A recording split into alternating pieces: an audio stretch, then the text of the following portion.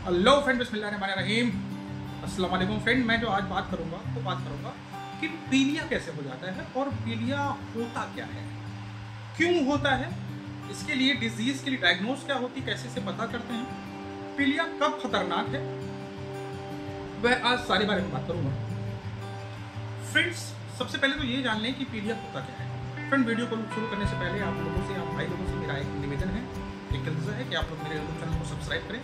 जो लोग मेरे यूट्यूब चैनल पर नए हैं वो मेरा वीडियो लास्ट तक देखें और सब्सक्राइब के आगे घंटी का बटन है, बेल आइकन का बटन है, आप उसे भी जरूर हिट कर दें, जिससे आगे आने वाली जितनी भी मेरी अपकमिंग वीडियोस हैं आपको नोटिफिकेशन मिलता है। तो फ्रेंड्स, शुरू करते हैं कि पीलिया क्या होता है। देखिए, पीलिया हमारे ब्लड के अंदर एक तरह का तत्व मौजूद होता है जिसे बिलिरुबिन बोलते हैं। जब कभी हमारे ब्लड का ये बिलिरुबिन का स्तर, इसका लेवल ज़्यादा हो जाता है तो उस कंडीशन को हम लोग पीलिया बोलते हैं। ये पीलिया किसी वजह से हो जाती है और वो वजह लीवर के अंदर की खराबी या फिर लीवर के बाहर की खराबी, जिससे लीवर एक नली से जुड़ा होता है जिसे हम लोग कॉमन बाइल डक्ट कहते हैं, और उससे जुड़े हुए ऑर्गन से और छोटी आंत तक जहाँ तक जुड़ा होता है वहाँ की किसी खराबी की वजह से हो जाता है। लेकिन लीवर को सिर्फ जो है इसको इतनी खराबी मत समझिए,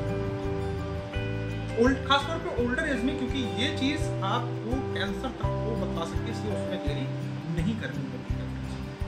ठीक है, तो अब फ्रेंड्स शुरू करते हैं कि क्या प्रॉब्लम्स रहता है। तो मैंने बताया जैसे पीलिया होता है, एक खास तरह का तत्व होता है जिसे बिलिरुबिन बोलते हैं, सीरम बिलिरुबिन। वो जब बढ़ जाता है, उसका लेवल जब हाई हो जाता है तो उस कंडीशन को हम लोग पीलिया बोलते हैं। इसमें अपने आप पता चलने लगता है, आंखों का पीलापन हो जाता है, स्किन जो है येलो हो जाती है, आपका जो पेशाब होता है वो पीला होने लगता है, पेट दर्द कर सकता है, वोमिटिंग, नाउसिया वोमिटिंग की फीलिंग हो सकती है और वोमिटिंग हो भी सकती है। ठीक है, खाना नहीं खाता है आदमी, एकदम से कमजोरी बहुत ज़्यादा कमजोरी लगने लगती है। तो फ्रेंड, अब आते हैं कि लीवर के अंदर की खराबी क्या होती है। देखिए, लीवर सिरोसिस, बहुत लंबे समय तक लीवर में कोई बीमारी होना, स्वेलिंग, लीवर पर कोई गांठ, लीवर हेमेंजियोमा होना, एक विशेष तरह का ट्यूमर जो नॉन कैंसरस ट्यूमर होता है वो हो जाना, ये सारी चीज़ें आपको पीलिया की तरफ ले जा सकती हैं।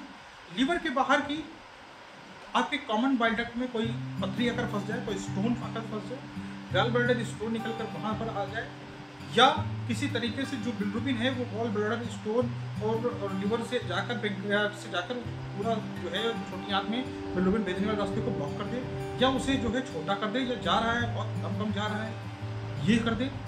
और ये चीज़ जो है कुछ और भी प्रॉब्लम कर सकती है। अगर ये मान लीजिए पैंक्रियाज के रास्ते को इसने ब्लॉक कर दिया तो पैंक्रियाटिस हो सकता है, जिसकी वजह से बहुत ज़्यादा दर्द हो सकता है पेट में।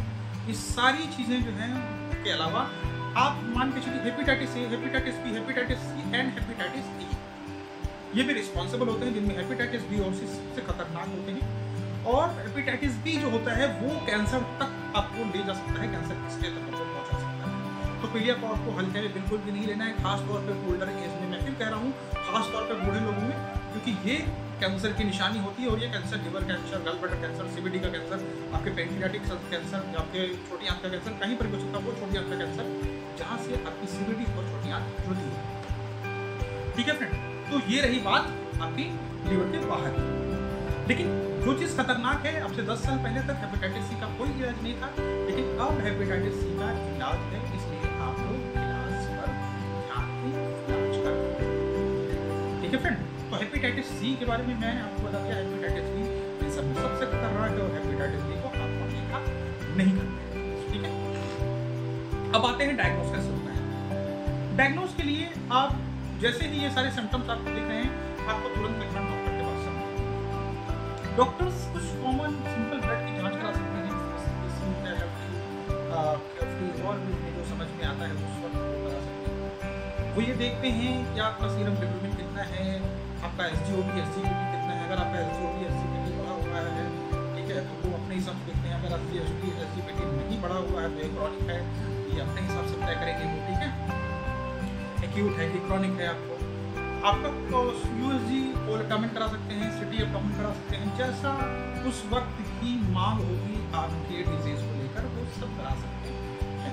ठीक है फ्रेंड, सिम्टम्स में मैं आपको फिर बता रहा हूँ, आंखों का पीला होना, स्किन का पीला हो जाना, बहुत ज़्यादा कमजोरी होना, नाउजिया की फीलिंग होना, उल्काई की फीलिंग होना, वॉमिटिंग, उल्टी आना, खाना ठीक ना लगना, खाने में कोई स्वाद ना होना, खाने की तरफ देखने का मन ना करना और उल्टी हो जाना, हाथ पैरों में दर्द, बदन दर्द, पेट में दर्द, पेट में स्वेलिंग, ठीक है, पेशाब का पीला होना, ये सारी चीज़ें। इसके अलावा अगर पीलिया हो रहा है तो देसी चीज़ों पर बिल्कुल भी बचें, खासतौर पे देसी दवाइयों पर बिल्कुल भी बच जाएं, क्योंकि देसी दवाइयों में लेट होता है, ये लीवर को अच्छा करने के बजाय खराब कर सकते हैं। और मैंने देखा है अक्सर गांव एरिया में ये कहते हैं कि जादू टोना और झाड़ फूक पर विश्वास रखते हैं, लेकिन पीलिया, कभी कभी पीलिया जो है एक्यूट पीलिया होती है और वो धीरे धीरे अपने आप सही भी हो जाती है, किसी ट्रीटमेंट की जरूरत नहीं पड़ती, आपको पता भी नहीं लगता। अगर ये उस कंडीशन में होती है तो जादू टोना आपको ठीक नहीं करता है, ठीक करता है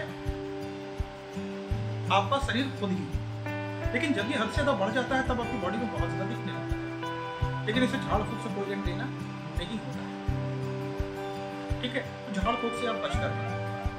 दूसरा, एक और मिथ मैंने देखा है कि लोगों में एक मिथ रहता है कि हल्दी वाला खाना मत लीजिए, इसको ये मत दीजिए, उसको वो मत दीजिए। देखिए, जब पेशेंट ऐसी कंडीशन में होता है तो ऐसा कुछ भी नहीं है कि उसकी पीली चीज़ें नहीं देना है, हल्दी चीज़ें नहीं देना है। हल्दी एक एंटीबायोटिक का काम करती है, अपनी जानती है, बहुत से औषधि गुण होते हैं, ये भी आप जानते हैं। नॉर्मल सा खाना देना है, हाई प्रोटीन, हाई फाइबर, सब कुछ देना है आपको सिखाने के लिए, कुछ भी ऐसा मना करने वाली बात नहीं है।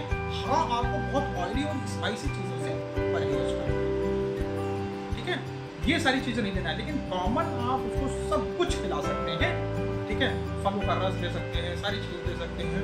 हॉस्पिटल में जो है कई प्रकार की ऐसी दवाएँ आ चुकी हैं जो स्पेशली लीवर के लिए दवाइयाँ चलती हैं और पेशेंट बिल्कुल ठीक हो जाता है, वो आप कर सकते हैं सारी चीज़ों को, ठीक है। उसके अलावा आईवीज चलते हैं, आईवी फ्लूइड्स चलते हैं, ऐसी दवाएँ आती हैं जिससे आपकी वॉमिटिंग ना हो, उल्टी ना हो और जब नेगेटिव फीलिंग्स ना आए। उसके अलावा अगर आपको कब्ज़ है, कब्ज़ से बहुत बड़ा कारण होता है, कब्ज़ है तो कब्ज़ के लिए भी दवा दी जाती है, लैक्टेट की दवाई चलती है, ठीक है, तो आपका पीलिया पूरी तरह से ठीक हो जाता है। लेकिन अगर आपने देर कर दी तो फिर आपको मान के चलिए सीए हुआ, कैंसर हुआ, तो फिर ये कभी कभी इस हालत से बाहर हो जाता है, आपके हाथ से बाहर हो जाता है कि आप ट्रीटमेंट कराएं और सही हो जाए। लेकिन ऐसा नहीं है कि इसका इलाज नहीं है। अगर आप बहुत पहले ही तुरंत के तुरंत चले गए, आपने यूएसजी करा लिया, यूएसजी में कोई प्रेगनेंसी निकली, तब आपने क्या किया कि आपने यूएसजी क्वार्टर डेफिनेशन करा लिया, सिटी करा लिया, उसमें डॉक्टर ने देखा तुरंत के तुरंत आपको जो है उसने एक्टिव कर दिया, ट्रीटमेंट आपका स्टार्ट कर दिया, तब आपका कैंसर क्यूरेबल हो सकता है, ठीक है, हो सकता है। लेकिन अमूमन ये इतनी देर में पता चलता है कि सब कुछ आपके हाथ से जा चुका है, आप एक अपनी ज़िंदगी का सबसे हसीन लम्हा होने वाले, तो आपसे इंतज़ार है कि आप लोग ऐसा करता ही नहीं करेंगे। अल्लाह आप सबको हिफाजत में रखे, अपने हिफ्ज़ व अमान में रखे और आपको सारी परेशानियों से दूर रखे और हम डॉक्टरों का धंधा कम करें। लेकिन फिर भी मैं ये कहूँगा कि आप अच्छे से रहें, अल्लाह है तो हम सबको खाने को मिलेगा, सारी चीज़ें हैं और कहीं ना कहीं से जो है अल्लाह हर चीज़ करता है, ज़रूरी नहीं है कि अल्लाह सबको खाली बीमार करे, ठीक है। मैं एक डॉक्टर होने के नाते आप सबसे इंतज़ार करूँगा कि आप लोग किसी भी चीज़ में एहतियात बरतें और ज़रूरत से बाद में बचें, बहुत देर मत करें, जल्दी ही करें, क्योंकि मरीज़ जो होता है वो अपनी मर्ज को लेकर ज़्यादा और लाइट रहता है, उसे लगता है ये ठीक हो जाएगा, ऐसा नहीं होता। आपको तुरंत डॉक्टर के पास जाना है, बाद में जाना है, इससे अच्छा पहले ही चले जाएं।